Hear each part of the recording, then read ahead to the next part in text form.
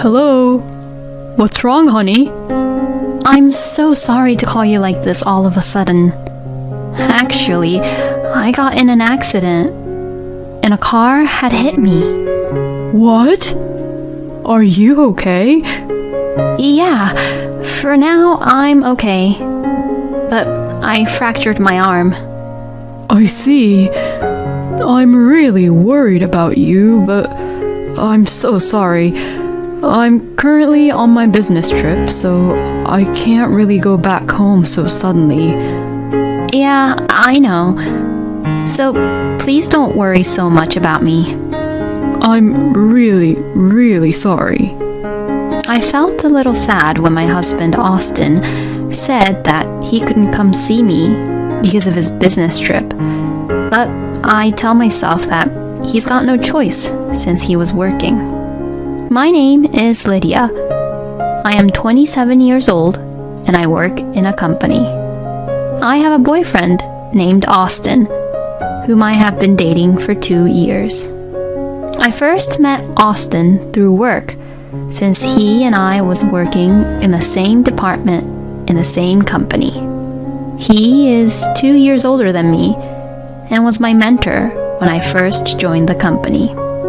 I was attracted to him because of his good teaching skills, and he was also good at catching people's attention with his storytelling skills. Then, later on, he had asked me out for dinner and dates, and we naturally started dating. And 2 years passed in the blink of an eye. And just recently, Austin proposed to me. I was very happy and said yes. But there was a little problem. And that is that Austin wants me to quit my job and be a full-time housewife when we get married. And on top of that, he wants us to live with his parents at their house.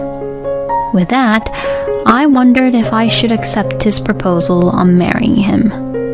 Even though I had already accepted Austin's approval, saying yes right away, this was an important and critical question. And after thinking about it a lot through day and night, I finally decided to marry him. I love him, and it's not like I could stop loving him because of that. So, upon Austin's request, I decided to leave the company where I had worked for 5 years, and I decided to become a full-time housewife. Living with Austin's parents, John and Kate, at their house made me really anxious and nervous until the very last minute. That was because I had only met them 3 times before. Once before Austin and I got married, and when my parents and Austin's parents met, and at the wedding. So, I had no idea what kind of personalities John and Kate had. Besides, I heard so many stories of family issues where the mother-in-law bullies the wife on a daily basis. I didn't even want to think about that topic, but for some reason, I kept on seeing that kind of issues on the news or the internet, and they made me more and more anxious. And finally, life with John and Kate had begun. But despite all my worries and anxieties, both John and Kate were surprisingly kind to me. Kate carefully taught me how to do house chores, and I was able to learn the fundamentals of being a full-time housewife without any stress. And John always had a smile on his face and was not at all bossy like how some father-in-laws can be, as they can act like they're the boss of the house. But John wasn't like that at all. Rather, he made me feel very comfortable when we ate meals together, because he would just casually talk to me, and we'd just have nice, pleasant conversations. And most importantly, both John and Kate love each other very much. So overall, there was just a great atmosphere in the house, thanks to them.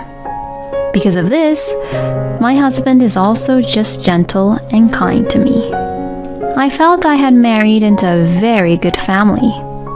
With this, I truly felt happy to have married my husband. After a year of living such a happy life, it was decided at work that my husband had to go on a business trip. It was the first time for him to go on a business trip since we got married. But it didn't really surprise me, as it was something I had expected. It was a job that required on-site research, and I had been on several business trips when I was working for the company as well. He said he was going on a business trip to another city and would stay there for a couple of days. Thinking how much I missed the days when I went on business trips, I helped my husband prepare for his trip. My husband seemed to be excited, probably because it was his first business trip in a long time. Are you that excited to go on a business trip, honey? Oh, yeah, for sure. I have the chance to eat some different kinds of food, you know? Oh, and I'll make sure to buy souvenirs too, Lydia. Oh, come on now. It's not like you're going there to travel as a tourist. It's for your business trip, honey. But I'll be looking forward to the souvenirs. Good. Expect something yummy and nice. My husband woke up on the day of his business trip and left home early in the morning. I really wonder if Austin understands that this is for his job. Well, I remember that when I was working in that company, Austin did his work really well, so I'm sure he'll be fine. I spent my first day without my husband while having such a conversation with Kate. The bed that I usually share with Austin feels very spacious and huge because I am sleeping alone now. This is going to last for 2 or 3 days, huh? I felt lonelier than I had expected. Oh, what am I thinking about? I didn't want to be that type of woman who's a pain in the butt. I decided to go to bed quickly without thinking too much about it. But the next morning, I woke up early, even though I didn't have to make my husband's lunch. I thought about going to sleep once again, but I was somehow unable to get back to sleep, even though I was pretty drowsy. Since I couldn't get to sleep, I had no choice but to go to the living room. I had a conversation with John, who's a morning person and wakes up early.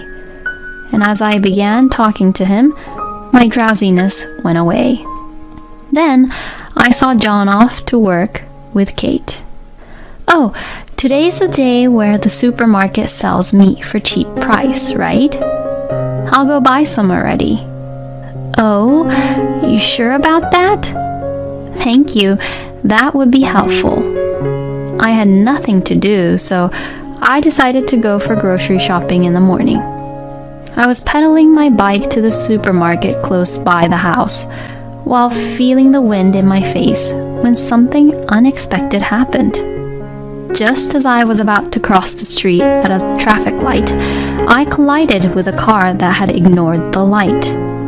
I was knocked off from my bike and fell to the ground, and the impact of hitting the car had knocked me unconscious. And before I knew it, I was on the bed in the hospital room. Oh, Lydia!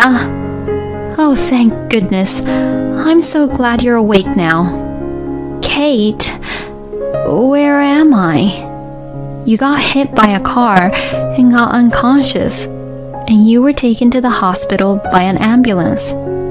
Then the memories came back to me bit by bit. Then I noticed that my arm was a little sore. I looked closely and saw that I had a cast on it. Your injuries aren't really critical, but your right arm is fractured, and the diagnosis was that you need to stay in the hospital for a bit, along with taking some tests, just to make sure. Oh, is that so?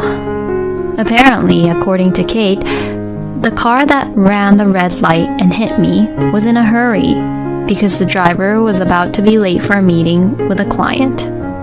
I regret a little bit thinking that if I had gone to the supermarket in the afternoon as usual, instead of in the morning, this might not have happened. Oh yes, could you try to call Austin, Lydia? I tried to call him, but my calls wouldn't get through to him. Oh, okay. I will try to call him. I moved to a place where I could make a phone call and called my husband. Hello? What's wrong, honey? I'm so sorry to call you like this all of a sudden. Actually, I got in an accident and a car had hit me. What? Are you okay?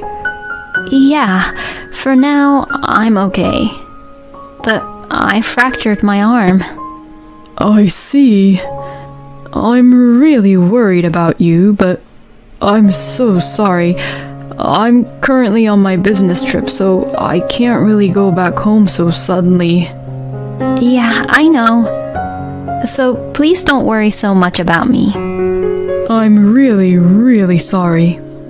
I felt a little sad when my husband Austin said that he couldn't come see me because of his business trip. But I tell myself that he's got no choice since he was working. To be honest, I wanted him to cancel his business trip right away and be with me in the hospital. Were you able to be in touch with Austin? Yes. He got worried when he heard about what happened, but because he's at work in the business trip, he can't really come here.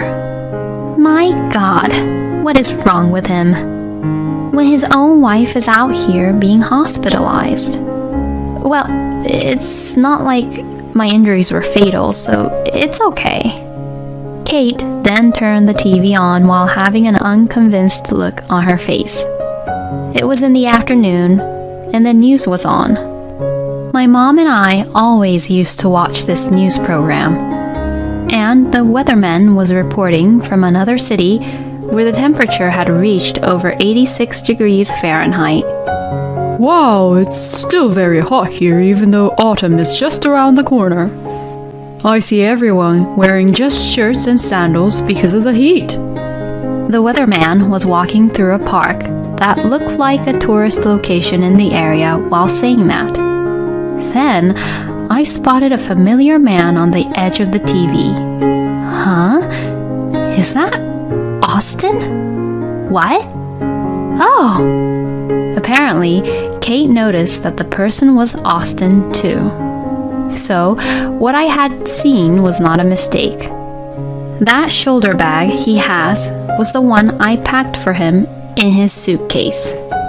And then, I saw on the TV that my husband was holding hands with a young woman whom I had never seen before while looking at his phone. I wondered if they were looking for some tourist spots to go to. If a stranger just saw this on the screen, I'm sure that the stranger would think they were just a friendly couple on a trip. I quickly got my phone ready and took a photo of this TV screen while Austin and the young girl was on the screen. At this point, I was glad that I was left-handed. Because my left arm wasn't fractured, I was able to quickly prepare my phone. As Kate watched the TV screen, she said, "That idiot, what is he doing?" And she looked like she was fed up. "Oh, Lydia, I'm really sorry about our stupid son." "It's not your fault, Kate, so please don't apologize." Later on, my parents also arrived at the hospital and Kate was the first to apologize to them, saying, "I'm really sorry for what my son did to your daughter," which really confused my parents. did the accident happen because of Austin?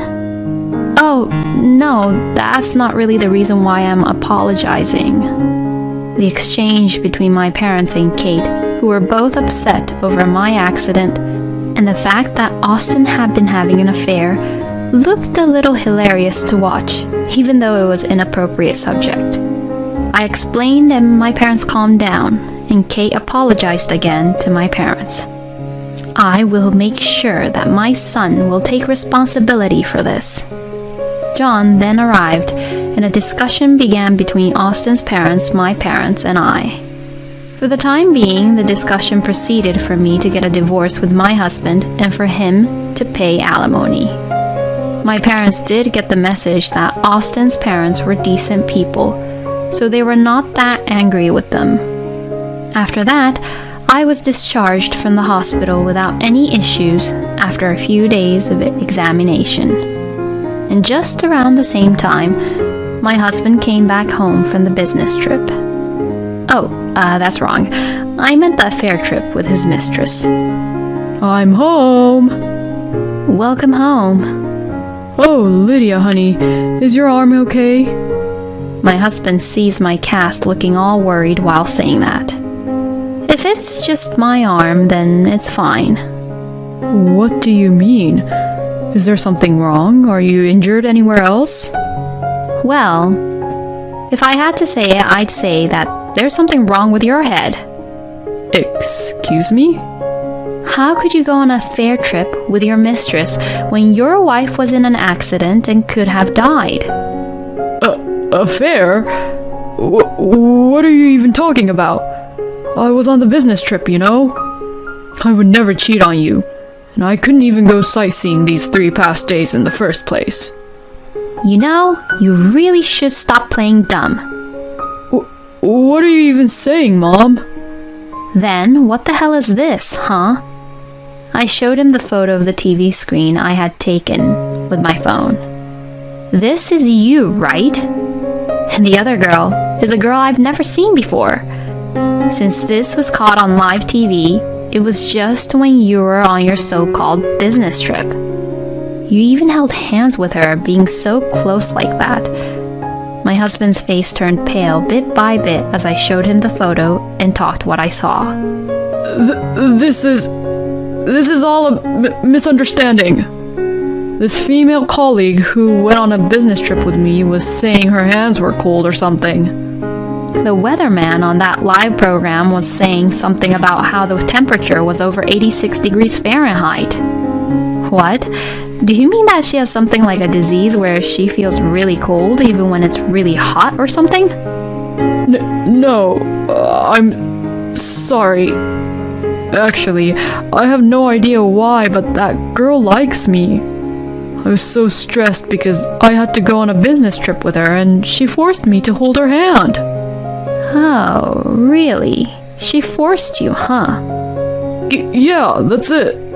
You're the only one for me, Lydia. I was really getting annoyed by that girl, you know. After my husband said that, Kate slapped him right on his cheek. Ouch! Mom? I had no idea you were such a lying scumbag. What do you mean? I'm not lying. You lied about the business trip, didn't you? What? I already contacted the company. I told them I was in an accident and asked for the company to have you come visit me in the hospital. But I was told by the company that you took 3 days of leave, huh? My husband began to tremble and looked like he didn't know what to say. So, that means that everything you just said right now is all a lie, right? My husband, probably feeling desperate, got down on his knees and apologized. I'm sorry. I was being seduced. John, Kate, and I questioned him about his mistress. It turns out that his mistress was a new employee who had just joined the company this year. And my husband was our first mentor. In other words, my husband was just a scumbag who was really quick in having an affair with the girl he got to mentor. After Kate slapped Austin, John had also slapped him on his other cheek. Lydia was such a wonderful wife to you, and she worked so hard around the house. I don't consider you my son anymore. Get out of here right now. And like that, my husband was kicked out from his parents' place. After that, with the help of John and Kate, the divorce went smoothly. I filed for alimony against my ex-husband and his mistress. They both received a pay cut in the company, but many of my acquaintances were employed at the same department as them. So, both Austin and his mistress continued to receive the cold shoulder from the colleagues, and in the end, Austin resigned voluntarily. As for his mistress, she had just graduated from university, and if she quit now, her career would be damaged. And since there was no money to pay the alimony in the first place, she had to continue working at the company to pay for it. So, it seems like she has to put up with it and keep working while getting the cold shoulder by everyone in the department. Austin supposedly changed jobs, but his salary is lower than his previous job, and the company he now works for has terrible working conditions. So he has no time to play around, and all his income goes to the alimony, so his life is now a living hell. Well, I have no sympathy for him at all, because he deserved it. On the other hand, I found a new job and a new room. I am currently working hard and enjoying the life being a single person. By the way, Kate and I have become really good friends and really close since then. And we occasionally go out to cafes and for dinner. I wonder why such kind parents like John and Kate gave birth to a son who is a scumbag, but I would like to thank my ex-husband just a little bit for letting me meet John and Kate. There are men who tries to get on with women in the workplace. And these kind of people are the ones who seem really kind and gentle, but actually, they can betray you just like that. If Austin was going to cheat on his wife, he shouldn't have proposed and get married at all. But, well, Lydia became friends with Kate, who is very wonderful to her, so maybe what happened was all a good thing in the end. I hope Lydia will find a wonderful person in the future. Thank you for watching until the end. Please subscribe to our channel. We hope to see you in our next video. I'm sorry, help me. This is too much. I apologize. Please do something. As my mother-in-law and husband desperately begged me for help, I asked the first thing that popped into my mind. Why are you guys asking me for help? What have I done to you?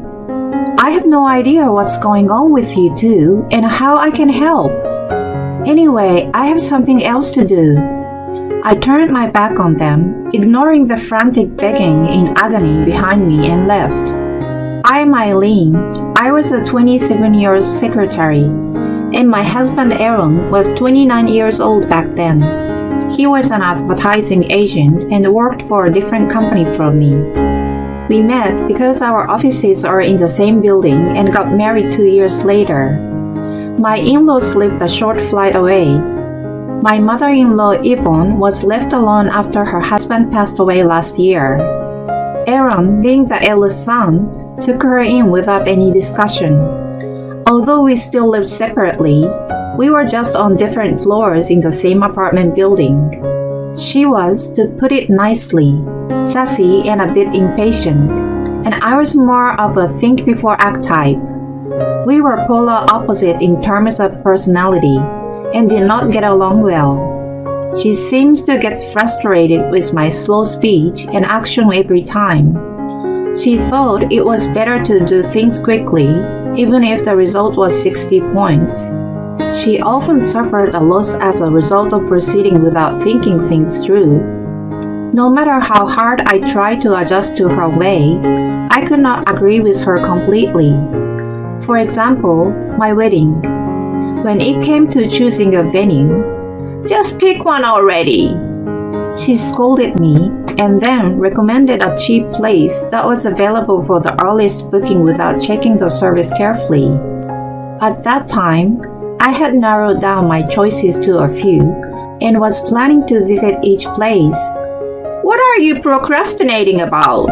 In the end, all venues are more or less the same. Stop wasting your time worrying about tiny details. Considering our future relationship, I decided to follow her advice. However, the venue was located in a hard-to-reach area, and there was a patchy cellular connection. In addition, we were served a lower-grade course because they weren't able to get the originally planned ingredients on the day. Aaron and I were frowned upon by the guests. Yvonne told the relatives who had complained to her. Eileen insisted on having a reception here. We tried to reason with her, but she didn't budge. Thanks to her, I was recognized by her relatives as a bride who was not only selfish, but also unable to offer the least hospitality. I complained to Aaron about that. We were all family now. You should forgive her. Besides, you agreed to have it there in the end. He took her side, and I was left frustrated.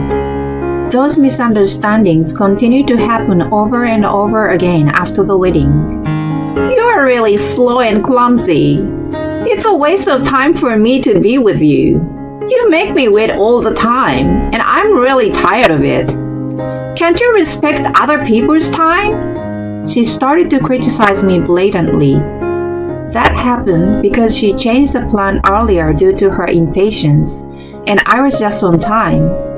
I'm sorry, but I just followed the original schedule. Are you telling me it's my fault? Can't you be more flexible? I'm not saying it's your fault, but I have other plans too. Surely you are not that selfish to think that everyone else should accommodate you. Who do you think you are talking to? Don't you dare talk back to me. I knew that Aaron wasn't going to deal with her, so I stopped being nice and directly addressed her. She probably never dreamed of being talked back by me. She became so furious that you could boil water on her head. She told Aaron about that in a very exaggerated manner, and I was yelled at by him later. Why are you so selfish? Stop irritating my mother.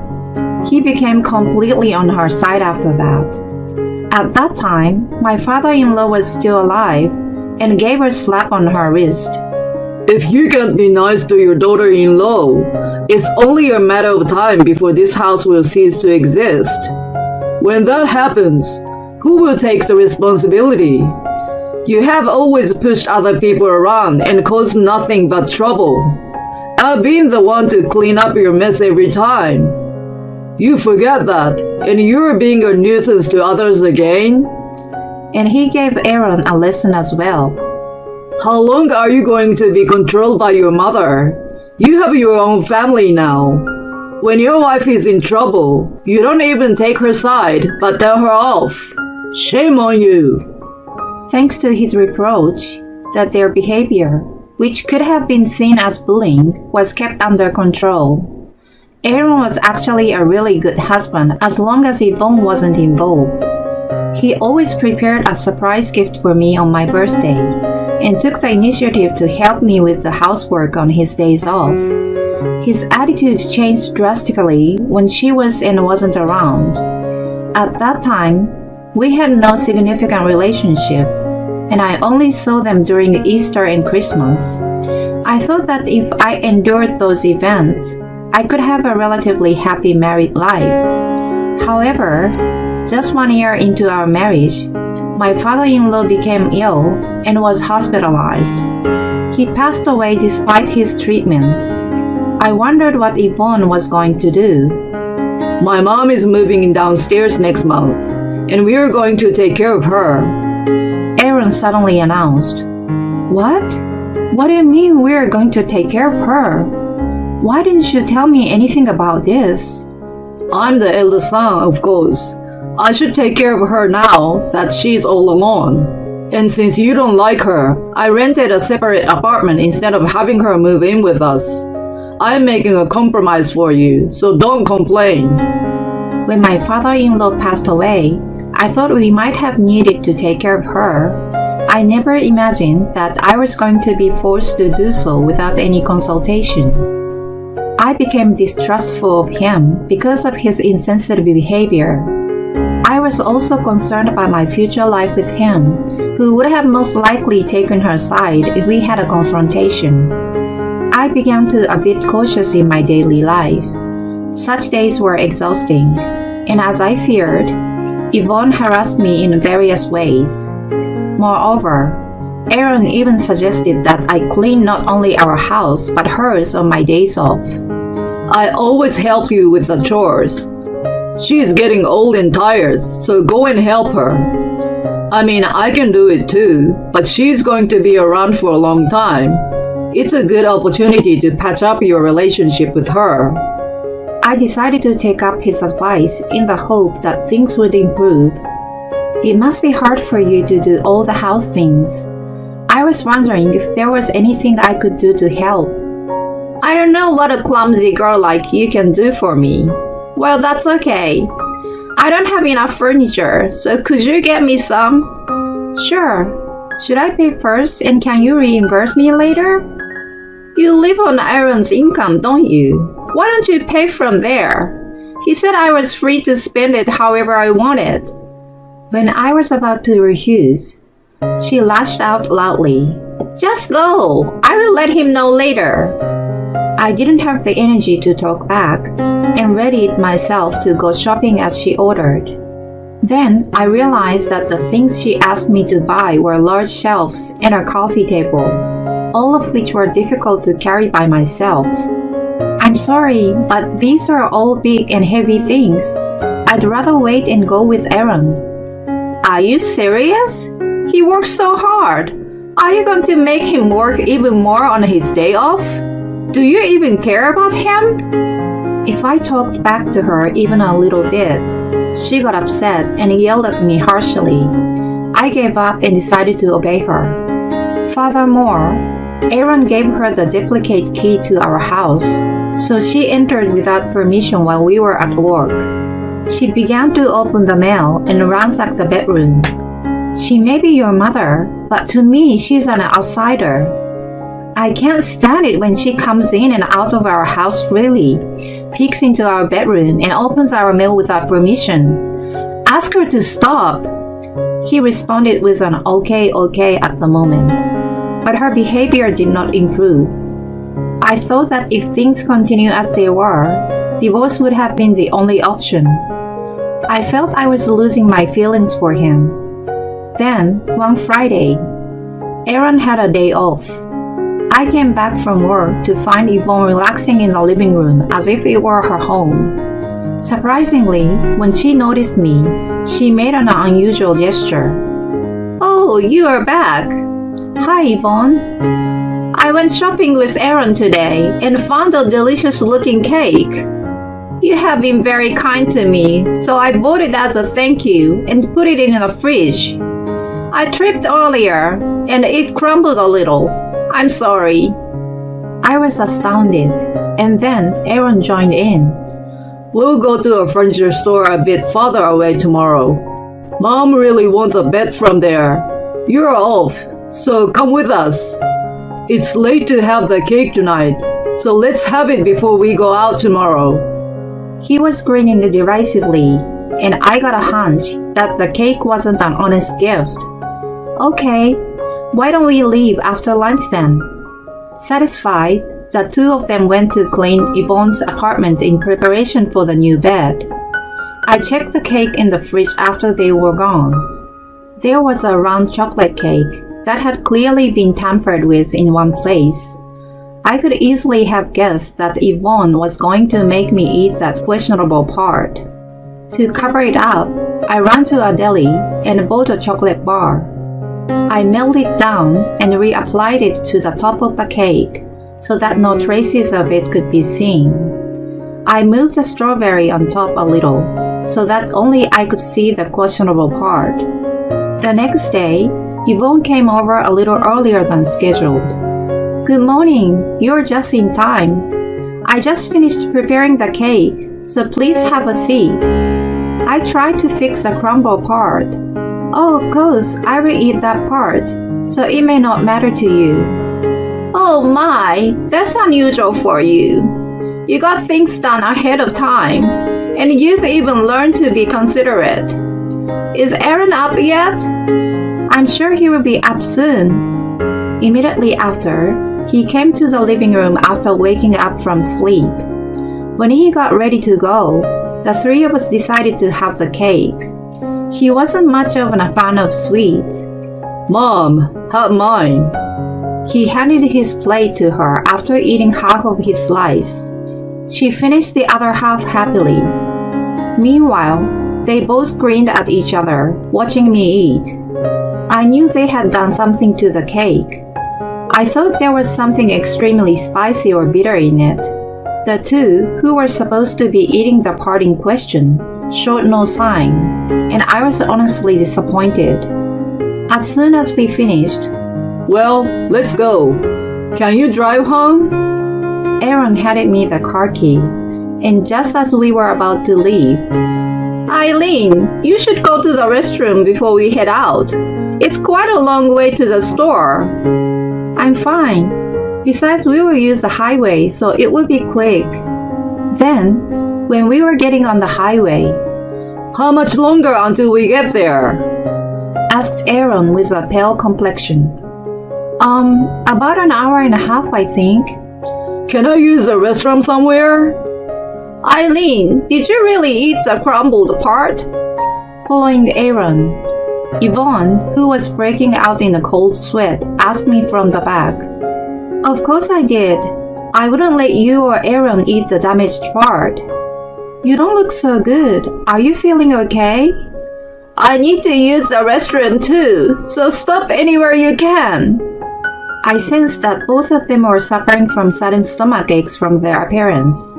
My mischievous spirit got the better of me, and I dared to drive slower and past the first exit. Come on! I mean, how come you're okay? What are you talking about? Aaron looked like he was trying very hard not to yell at me and asked a bizarre question. No, it's nothing. I mean, you guys did something to the cake, didn't you? It's obvious. If you don't tell me honestly, I will skip the next exit. I could see them gasp. I don't know what you're talking about. Oh, so you're not going to tell me? It's a laxative. We put a laxative in it. I wanted to teach you a little lesson. My hunch was right. I was so glad that I reapplied the chocolate the night before. Please get off here. I let them out of the car at a gas station we had just arrived at. As soon as they stepped outside, Aaron gasped, "Ugh." I heard him curse in a whisper. Then a faint stench hit my nose, and it was clear to us all that the worst had happened. You guys are not feeling well, so stay here and rest. I'm sorry, help me. This is too much. I apologize. Please do something. Why are you guys asking me for help? What did I do to you? I have no idea what's going on with you two, and how can I help? Anyway, I have something else to do. Ignoring their frantic pleading and begging, I started the car and rushed home. When I got there, I packed up my belongings and evacuated to my friend's house. I then went to see a lawyer with my journal, which had details of Yvonne and Aaron's bullying, and the data of recorded conversation about the laxatives. Later, I was told that they called the car service to get home. Damn you! The car service is charging me for dry cleaning because of you. You pay for it. Why should I? I mean, how did you make such a mess? I questioned Aaron, who called me in a rage, but he must have felt embarrassed to explain and became silent. Well, it doesn't matter. I'm divorcing you. Please speak to my lawyer from now on. I'm sure you will get a letter soon. Wait, why are you talking about divorce? Of course! You enjoyed bullying me with your mom. Not only that, you guys even tried to drug me. I can't live with someone like that. More importantly, an adult man who leaked. I couldn't help but burst into laughter. Yvonne, who was apparently listening in on the speaker, screamed, "We don't want a woman like you anyway! Don't ever show your face in front of us again!" Yvonne, I will make sure to bill you for the furniture and other things. Let me make something clear to you. I earn more than Aaron does. I paid for you out of my premarital savings. She was screaming on and on about something, but I ignored her and hung up the phone. A few weeks later, my lawyer told me that Aaron had negotiated to pay alimony in installments, and Yvonne refused to repay me. When my lawyer told her that I could file a police report about the drugging, she agreed to my request. I refused to accept Aaron's installment offer. You have your father's inheritance, don't you? So please pay me in one lump sum. In the end, he agreed to pay me by giving up most of the inheritance. His income alone was not enough to cover his rent, so he moved to an inexpensive apartment with his unemployed mother.